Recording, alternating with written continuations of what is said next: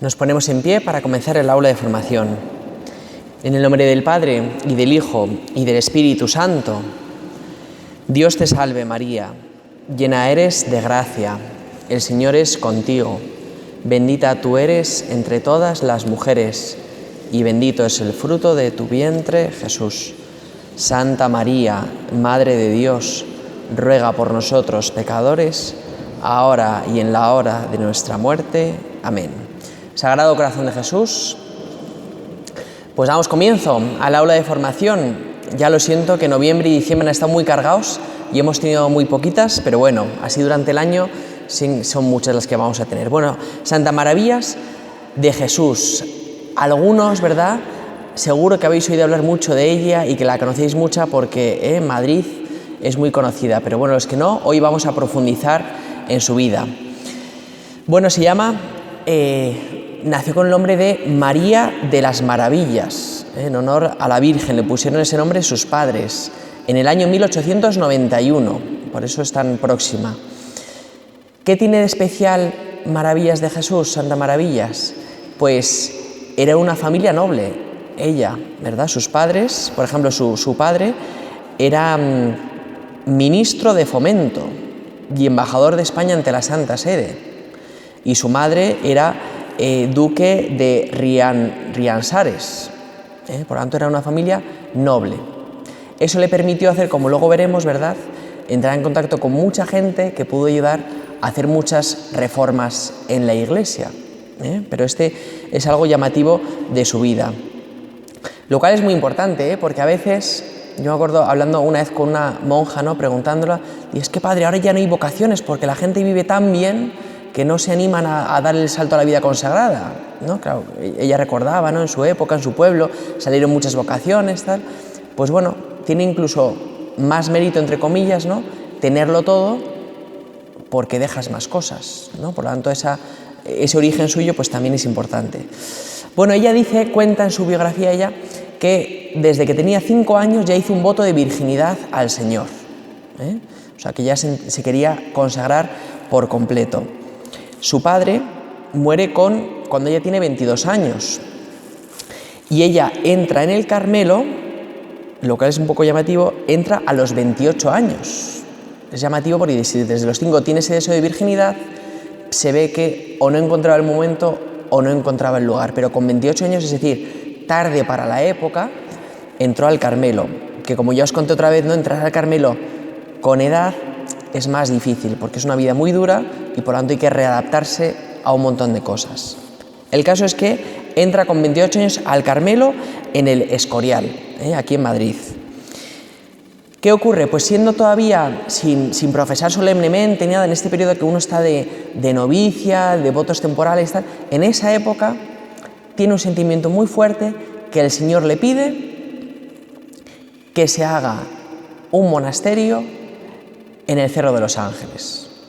Es la época en la cual se consagra el Sagrado Corazón de Jesús, España, que en esa ceremonia hubo varios santos recogidos por la historia, y entonces le vino una moción especial de Dios a Madre Maravillas de decir, ahí hay que construir un monasterio. Se lo comenta a la superiora, se lo comentan al obispo, todos dan el visto bueno y se lanzan a construirlo. Como veréis, ella construyó, reformó un montón de conventos, fruto quizá de ese origen noble que le ayudó mucho a encontrar los fondos. Entonces el caso es que se crea un monasterio en el Cerro de los Ángeles, que es el que conocemos actualmente, ¿vale? Luego os enseñaré un vídeo también explicando algunas cosas de ello. Se crea ahí y es donde va ella, junto con 4 monjas que estaban con ella en el Escorial, se lanzan a la aventura de rezar allí ante el Señor para desagraviar, por tanto mal, tanto daño que se hace al corazón de Cristo. Esa era la misión. Bueno, pues van allí y de repente empiezan a surgir vocaciones, muchas vocaciones, hasta el punto que se plantean allí con las monjas que están allí viviendo en el Cerro de los Ángeles, el decir, oye, mirad, hay un obispo de la India que nos ha pedido que ahí hacen falta monjas. ¿Algunas os animáis a ir? Y total que 8 monjas se fueron del Escorial, o sea, del Sagrado Corazón de Jesús del Cerro de los Ángeles, a un Carmelo en Kottayam, en la India, y allí que se fueron. Madre Maravillas, ¿por qué es tan conocida, por qué es tan querida? No solo por sus fundaciones, por tal, sino porque a raíz de ella ha surgido una gracia de Dios que ha potenciado muchísimas vocaciones a la vida religiosa, ¿no? Como ocurrió en este monasterio del Carmelo. Esto es muy llamativo, porque cuando surge un nuevo movimiento en la Iglesia, lo normal es que crezca mucho, ¿no? Entonces surgen, no voy a decir nombres para que nadie se identifique, ¿no? Pero surgen cosas nuevas y enseguida va un montón de gente, enseguida salen muchas vocaciones, porque al ser tan joven, como que atrae mucho a los jóvenes. Entonces lo llamativo de la Madre Maravillas de Jesús es que surgen vocaciones a algo tan antiguo como es la vida carmelitana. Por lo tanto no es algo nuevo, algo que rase, sino que simplemente hay un carisma muy fuerte que tiene Madre Maravillas que anima a otras a entrar en esta vida de Carmelo. Bueno, pues hasta aquí todo parece normal, una monja en un monasterio. La cosa se complica porque estalla la guerra en España, ¿verdad? Y entonces, en el año de 36 hay un asalto, el 1 de mayo, al monasterio del Cerro de los Ángeles, pero afortunadamente no llega a haber consecuencias, no hacen nada a las monjas, pero ya se ven en peligro y deciden huir, y entonces se trasladan a Getafe, se van a otro lugar y posteriormente se trasladan a Madrid, a una casa en Claudio Coello, ¿no? Nos situamos, guerra civil, el peligro que te descubriesen como monja o como sacerdote y por lo tanto que pudiesen matarte. Pues ellas siguen viviendo en comunidad en un piso de Madrid a escondidas. La cosa se sigue complicando y vivir en ese piso no es fácil. ¿Qué hacen? Tienen que salir de España y entonces van a Francia, a Lourdes, las mismas monjas, a vivir allí su vida de comunidad. Cuando ya la cosa se tranquiliza un poco, vuelven a España y se ubican en Salamanca, en un convento de las Batuecas, que había quedado abandonado. Y allí ya se quedan hasta que por fin ya termina la guerra, y terminada la guerra vuelven al Cerro de los Ángeles, que era el lugar donde tenían que estar. Esto es muy importante porque para Madre Maravillas el Cerro de los Ángeles no era un sitio físico, era un lugar donde había que estar en el sentido de acompañando a Cristo en su Sagrado Corazón. Por eso la importancia de volver allí, reconstruir el edificio que había sido un poco dañado, ¿verdad? Y volver a vivir ahí la vida comunitaria, aunque ya tenían un convento en Salamanca, pero era la importancia de vivir cerca del Sagrado Corazón de Jesús. Y entonces cuando ya por fin acaba la guerra civil, ya se sienta ahí, boom de vocaciones. Empiezan un montón de chicas a entrar en los conventos. Y entonces, ¿qué provoca eso? La necesidad de reformar otros conventos que hay en España para que puedan ahí ir a vivir estas nuevas vocaciones que surgen. Y entonces empiezan a reformarse conventos y monasterios. Sigue así la vida hasta que en el año 61 Madre Maravillas abandona ya la vida en el Cerro de los Ángeles y se traslada al monasterio de la Aldehuela, que tampoco está muy lejos, ¿verdad? Está también en la diócesis de Getafe, pero se traslada allí y allí será el lugar donde ella morirá. Si os fijáis, hasta ahora todo lo que hemos contado es muy parecido a la vida de Santa Teresa de Jesús, que luego os contaré pequeños retazos de ella para que veáis el parecido, ¿no? ¿En qué sentido? Pues bueno, la edad en la que, por ejemplo, Santa Teresa de Jesús explosiona, ¿no? Y empieza a fundar su nueva congregación, pues como Madre Maravillas, ¿no? Que entró tarde y todo empezó tarde. Una monja de clausura lo que más desea es quedarse quieta en el mismo monasterio rezando, que para eso, ¿no?, ha entrado en un convento. Santa Teresa de Jesús se pasó viajando por toda España muchísimo, fundando nuevos monasterios. Pues Madre Maravillas, lo mismo, ¿verdad? Su deseo de estar ahí con el Sagrado Corazón de Jesús y en cambio pues tuvo que viajar para abrir y reformar nuevos monasterios. Ella, es verdad que los tiempos cambiaron y desde la distancia también podía hacer muchas cosas, pero es verdad que hay un gran parecido entre ellas dos. Pero claro, Madre Maravillas no solamente es conocida por reformar físicamente los conventos, ¿no? Porque si no la llamaríamos la arquitecta, ¿no?, del Carmelo, construyendo, sino que también es conocida por la reforma espiritual que hizo en la Orden del Carmelo. Es decir, que no solamente cambiaba el edificio, sino también cambiaba el espíritu, y por eso quizá volvía a traer a nuevas chicas, porque se recuperaba el origen. Ya sabéis que en la Iglesia, cuando decimos reformar, todos pensamos en tirar algo y hacerlo nuevo, y reformar en la Iglesia es volver a los orígenes, para coger el espíritu que había y volver a vivirlo en su autenticidad. Por eso es una palabra distinta, ¿no?, la reforma. Entonces, la reforma de Madre Maravillas no fue cambiar las reglas, sino que fue volver al espíritu de Santa Teresa, ¿verdad? Hasta el punto que esos nuevos conventos que iba reformando adquirieron un nombre de Asociación de Santa Teresa, como una pegatina que se pone en los coles, ¿no?, de este cole es tal, pues Asociación de Santa Teresa, esos conventos reformados. Y llegó a constituirse como asociación cuando ya ella murió, cuando Madre Maravillas murió, la Santa Sede lo aprobó, eso, como una asociación con plena autonomía dentro de la orden carmelitana. Desde la Aldehuela, cuando ella está ya muy mayor, ¿no?, y que ya no puede viajar tanto, no solamente se dedicó a abrir conventos, sino que también empezó a hacer otras obras sociales importantes, ¿no? Por ejemplo, en Madrid construyó una barriada para gente necesitada en Perales del Río. A través de estos contactos que tenía, pues oye, vamos a ayudar ahí a estos niños, ¿no? También hizo una iglesia y un colegio, procuró becas para seminaristas pobres que estudiaban y creó una fundación benéfica para auxiliar a religiosas que estaban enfermas y que no tenían dónde poder ser curadas por la pobreza que vivían, pues una fundación que las ayudaba. Y ya su vida murió, falleció en el año 81, o sea que vivió en el fondo pues 90 años, casi, en el 81 en la Aldehuela, que fue donde tuvo sus últimos años de vida. ¿Qué hicieron? Bueno, las monjas, ya sabéis, las de clausura, cuando fallecen, se entierran ahí, por lo simbólico que eso significa, ¿no?, de entro en el convento para nunca más salir del convento, ni incluso muerto, ¿no? Entonces, en los conventos hay un cementerio siempre donde se entierran a las monjas que han vivido allí. Pues ella fue enterrada allí, en el convento, ¿no? ¿Y qué empezó a ocurrir? Pues que mucha gente empezó a ir a peregrinar porque pedía favores, iba concediendo, peregrinaban, y entonces entendieron que había que sacarla de allí, porque mucha gente iba y entonces, pues claro, la paz del monasterio la cambiaban. Y entonces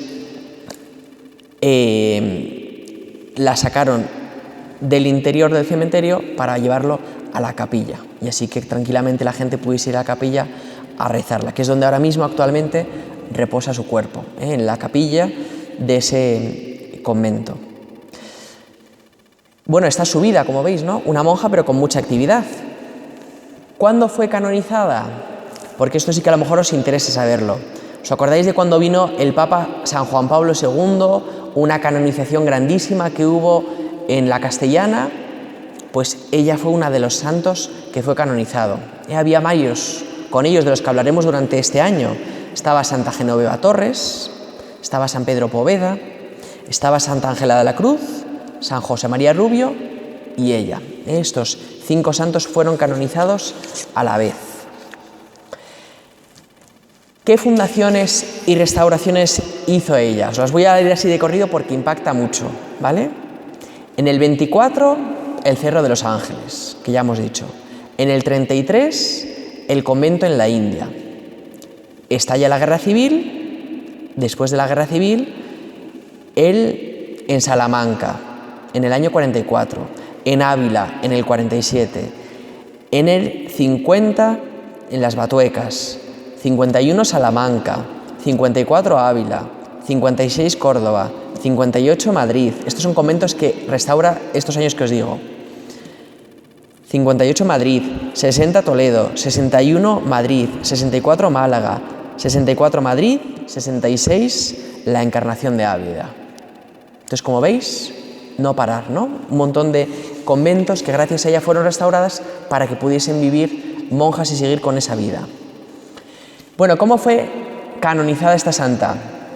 Esto es importante, ¿eh? A mí me gusta mucho decirlo porque no solo escuchamos la vida de un santo para decir qué mujer más buena, qué santa fue ella, sino también para coger cariño a los santos y poder rezarles y pedirles cosas, ¿no? Aquí tenemos a Santa Lucía hoy, por ejemplo, que es muy conocida. Entonces hay mucha gente que le pide a Santa Lucía por la vista, ¿no? Estas cosas. Pero Maravillas de Jesús, que hoy estamos hablando de ella, a lo mejor por lo que sea uno dice, oye, pues fíjate, pues voy a rezarla, voy a pedirle cosas. Pues voy a explicar los 2 milagros que ha hecho esta santa reconocidos por la Iglesia. Uno fue para la canonización y otro para la beatificación. Entonces, el de la beatificación, ¿cómo fue? Pues en Salamanca había una mujer que se llamaba Alfonsa García Blázquez, que tuvo una enfermedad gravísima. El médico le diagnosticó agranulocitosis con shock séptico y afección hepática y renal. Y el médico le dijo, mira, el 99,9% de los enfermos fallecen y rápidamente. ¿Qué hizo esta mujer? Pues esta mujer, que tenía mucha devoción a Madre Maravillas, juntó a su familia y dijo, vamos a rezar juntos una novena a esta santa para pedirle mi curación si es para mi bien. Se pusieron a rezar la novena y no ocurrió el milagro. Esto viene bien, porque si no pensamos que solo con pedir una vez basta. No ocurrió el milagro. Siguió avanzando muchísimo la enfermedad, hasta 21 transfusiones tuvieron que hacerla y llegó un punto en el cual esta mujer ya ya estaba irreversible. Ya le dijo el médico, mira, te queda horas de vida, vete a casa, quédate con los tuyos y termina así tu vida, ¿no? Total, se fue a casa y volvió a rezar a Madre Maravillas de Jesús y cuenta cómo, estando en coma, ¿no?, medio muerta y tal, en 1 hora se levantó y ya no tenía ningún síntoma de la enfermedad. Le hicieron todo tipo de revisiones, análisis de sangre y no quedaba ningún resto de esa enfermedad. Entonces, como veis, milagro. Hay que rezar, hay que atreverse a rezar. El de la canonización, ¿cómo fue? Pues de otro estilo de milagro, más impactante. Una madre tenía un hijo con 18 meses, el niño se fue a jugar al jardín, ahí que había una piscina, el niño, el pobre, se cae en la piscina, le encuentra a la madre un rato después y muerto el niño. Él le saca del agua, le está frío ya el cuerpo, está todo, no sé qué, rápidamente le llevan al hospital y entonces el pobre médico que estaba ahí en el hospital, al ver a la madre con el hijo muerto, le dio mucho apuro y dijo, ¿cómo le puedo decir a esta madre que su hijo ha muerto? Entonces dijo, bueno, voy a hacer las técnicas de respiración para que vea que por lo menos intento hacer algo, pero este niño ya está muerto. Y entonces, mientras el médico hacía estas técnicas, pues esta mujer que había visto hace 2 meses que habían beatificado a esta monja, dijo, pues yo voy a rezar a Madre Maravillas.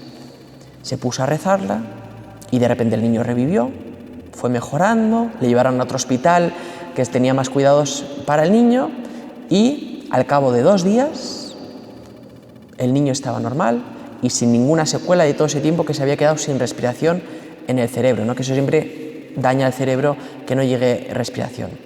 Entonces, como veis, otro milagro, pero hay que tener fe para en ese momento acudir a un santo y pedir su intercesión. Entonces, para que os animéis también a pedirle, ¿no?, y a rezarle. Entonces, os decía que esta santa, ¿no?, fin de los milagros, esta santa se parece mucho a Santa Teresa de Jesús, pero un pequeño recordatorio para explicaros, ¿no? En la Orden del Carmelo, santos hay pocos, beatos hay muchos, santos hay pocos. ¿Por qué es fácil que en una congregación religiosa surjan santos o beatos? Porque hace falta iniciar un proceso, hace falta recopilación de cartas, de datos, de testimonios de gente. Entonces, eso, hacerlo en una congregación es muy fácil y en cambio hacerlo con un padre de familia es mucho más difícil, porque todos decimos, qué buena persona, pero no pensamos, ¿no?, qué santo. Y en cambio en un convento el olor de santidad se percibe rápidamente. Entonces, santos del Carmelo no hay tantos, ya os digo. Están los fundadores, ¿no? Santa Teresa de Jesús y San Juan de la Cruz, pero que estos son del año 1500. Luego, durante muchos años, el Carmelo no ha tenido santos hasta en el año 1700, Santa Teresa Margarita Redi, que yo no la conozco, la verdad, no sé decir cosas de él. Santa Teresita de Lisieux, que esa sí que la conocemos, ¿verdad?, que es de 1897.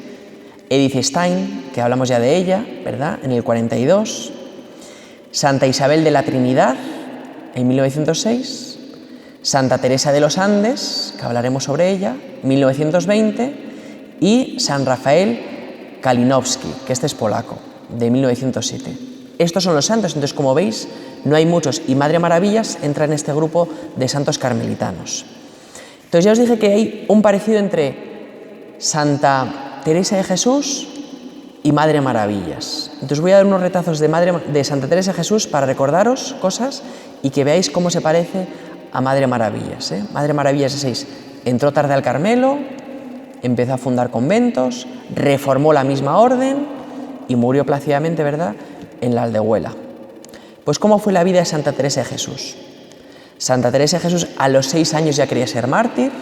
¿Os acordáis, no?, que salió con su hermano, a matar moros, a ver si así los moros le mataban a ella, ¿no? Madre Maravillas a los 5 años quería consagrar su virginidad.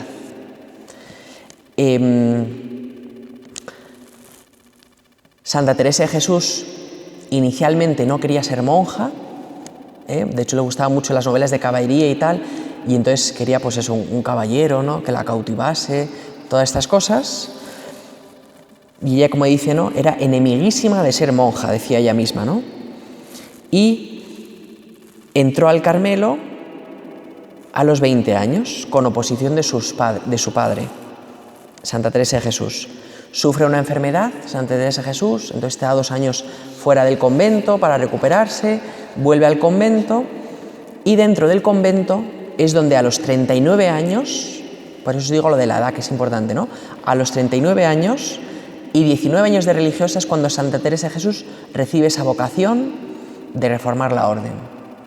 Y Madre Maravillas entra con 28 y el convento del Cerro de los Ángeles lo funda 3-4 años después de entrar ella, ¿no? Es decir, con 32, 34 años, que es mayor para lo que suele ser fundadores. Entonces, una moción especial tuvo Madre Maravillas, ¿verdad?, para fundar ese convento del Sagrado Corazón de Jesús, y Santa Teresa de Jesús tuvo también un momento muy especial, cuando tuvo esa contemplación de Cristo llagado, pidiéndole fuerzas para no ofenderle. Ese fue el momento clave de la conversión, ¿no?, de esa vocación de Santa Teresa de Jesús.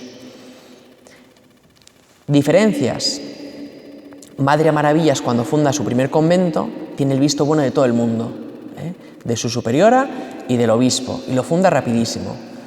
Santa Teresa de Jesús, en cambio, cuando quiere fundar su primer convento de San José, tiene oposición de todo el mundo, del alcalde, del obispo, de no sé qué. De repente todo es favorable, de repente todo es en contra. Funda el convento y tiene que volverse a la Encarnación porque hay unos líos de no sé qué y no puede hasta 1 año después volver a su convento. Entonces ahí sí que hay diferencias, ¿verdad? Santa Teresa de Jesús fundó 17 conventos. Madre Maravilla reformó, pues por ahí, que os he dicho antes el número. Y se fundó también la rama masculina. Santa Teresa de Jesús entró en contacto con San Juan de la Cruz, siendo San Juan de la Cruz solo con 24 años, le convenció para iniciar la rama masculina. Y la vida de San Juan de la Cruz, que si os parece, pues os doy algunas pinceladas, ya que mañana es su fiesta, pues también para recordar. San Juan de la Cruz, ¿cómo es de su vida? Pues bueno, él quiere ser monje, un monje humilde, entra en su colegio, le anima un sacerdote que conoció, le ayuda a costear los estudios para ser sacerdote, entra en la Orden del Carmelo y es cuando conoce a Santa Teresa de Jesús de casualidad, por así decirlo, la convence para fundar la rama masculina. se inicia en Duruelo, esta rama masculina. San Juan de la Cruz se pone este nombre de San Juan de la Cruz, que antes se llamaba de otra forma, y empieza a expandirse también muchísimo, ¿no? Esta rama masculina con el espíritu franciscano.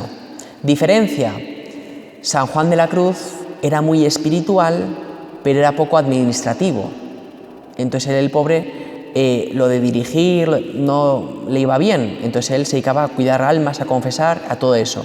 Santa Teresa de Jesús, en cambio, tenía mucho carácter, entonces era una muy buena dirigente.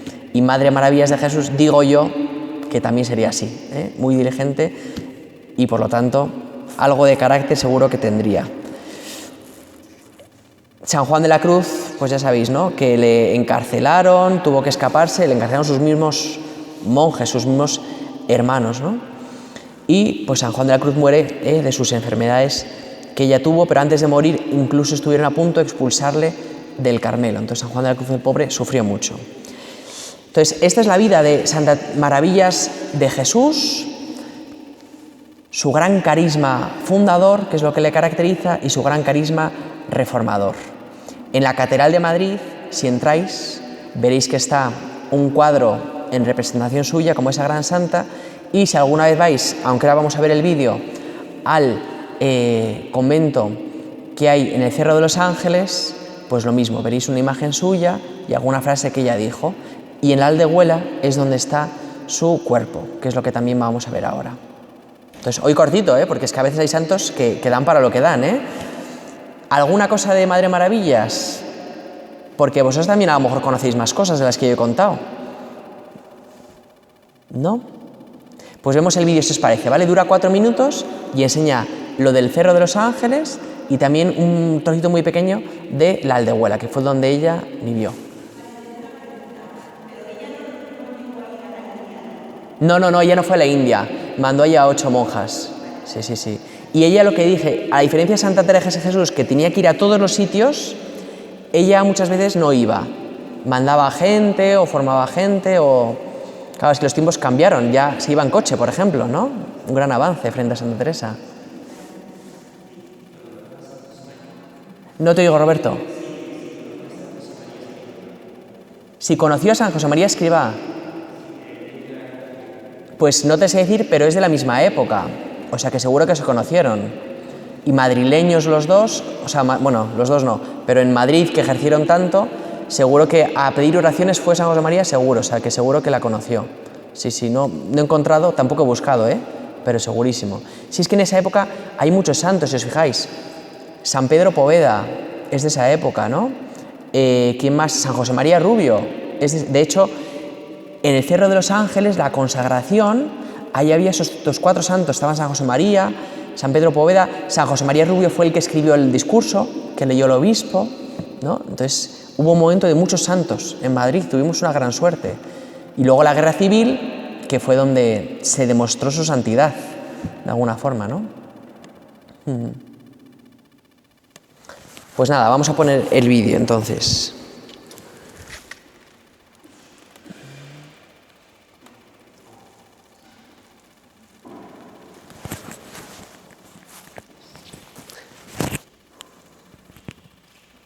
La próxima aula de formación ya será en enero. Yo os pongo carteles a posta para que quienes queráis venir podáis ahí ver cuándo toca, porque si tengo consejo pastoral no puedo y cuando tengo jaleos pues tampoco puedo. Entonces los días que puedo tenemos aula.